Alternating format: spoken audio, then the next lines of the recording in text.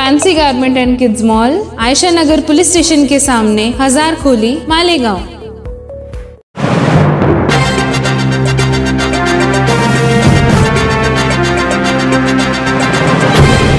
देखते रहिए the prime news Abdul Rahman के साथ। रमजानपुरा कुलसुम अशरफी मस्जिद के पास पावरलूम मजदूर मोहम्मद उस्मान शफीक अहमद ने खुदसूसी कर ली, जिसकी वजह अब तक सामने नहीं आई है। ये वाक़या तकरीबन आज 5:30 बजे के आसपास का है। रमज़ानुल मुबारक के पाकीज़ा महीने में इस तरह का वाक़या कहीं ना कहीं दुखी ज़रूर करता है। अल्लाह ने ऐसा कोई भी मसला पैदा नहीं किया है जिसका हल निकाला ना जा सके। बड़ी से बड़ी परेशानी अपने घर वालों, रिश्तेदार या समाज के जिम्मेदारों को बोलकर बताकर उसका बेहतरीन हल निकाला जा सकता है। इस तरह के अमल से हमारी दुनिया और आखिरत दोनों ही खराब होती है। समाज में रहने वाले हम सभी की ये शरई और समाजी जिम्मेदारी भी है कि अपने आस पास रहने वाले लोगों का हाल अहवाल जाने। अगर कोई परेशान हाल है तो उसकी मदद करे, और अगर खुद मदद करने के काबिल नहीं है, ये आपकी इस्तिताअत से बाहर है, तब किसी न किसी से कहकर उसकी मदद ज़रूर कराएं।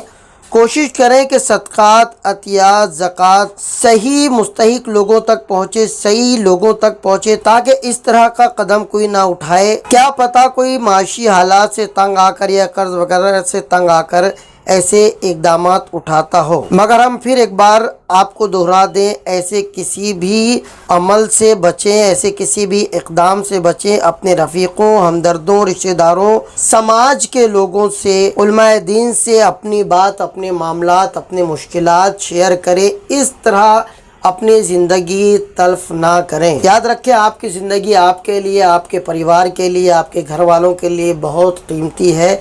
इसलिए अपनी कीमती जान को इस तरीके से ज़ाया ना करें, बल्कि कोई भी परेशानी हो तो समाज के लोगों से ज़रूर शेयर करें। इस वाक़े से जुड़ी हुई कोई भी फ़ोटो, कोई भी वीडियोज़ हम आपको शेयर नहीं कर रहे हैं, क्योंकि हम नहीं चाहते कि कोई गलत मैसेज समाज में जाए। इसलिए इस तरह की कोई वीडियोज़ हम शेयर नहीं कर रहे हैं। इस हफ्ते का ये दूसरा केस है।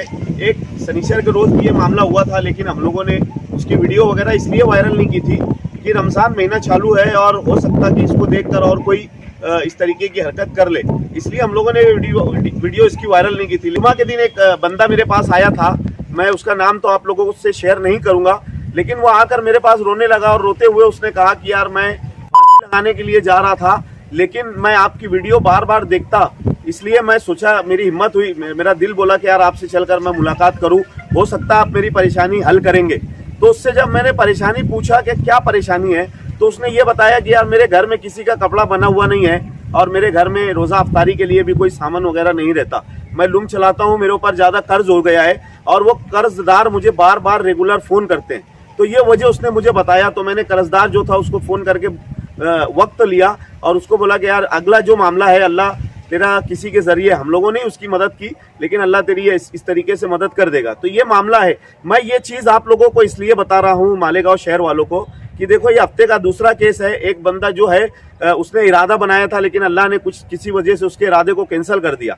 ये कपड़ा बनाना और घर पे अफ्तारी की चीज़ें नहीं रहना, ये सब मतलब मौत का हल नहीं है। हम लोग बार बार आप लोगों से, हमारे उलमाए किराम, हमारे शहर के सियासी, समाजी, सोशल वर्कर, सभी आप लोगों से गुजारिश करते हैं कि ये हमारा हल नहीं है कि मौत को गले लगा लेना, फांसी ले लेना, हराम मौत मर जाना और दुनिया में भी बेचैनी और आखिरत में भी बेचैनी।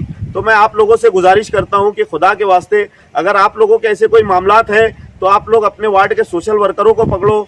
सोशल वर्कर आपकी मदद नहीं करते तो आपके महल्ले के लीडर को पकड़ो, कॉरपोरेटर को पकड़ो। इस वक्त के लिए बस इतना ही, दीजिए इजाज़त। मिलते हैं अगली बार एक नई खबर के साथ। देखते रहिए द प्राइम न्यूज़, मेरे यानी अब्दुल रहमान के साथ।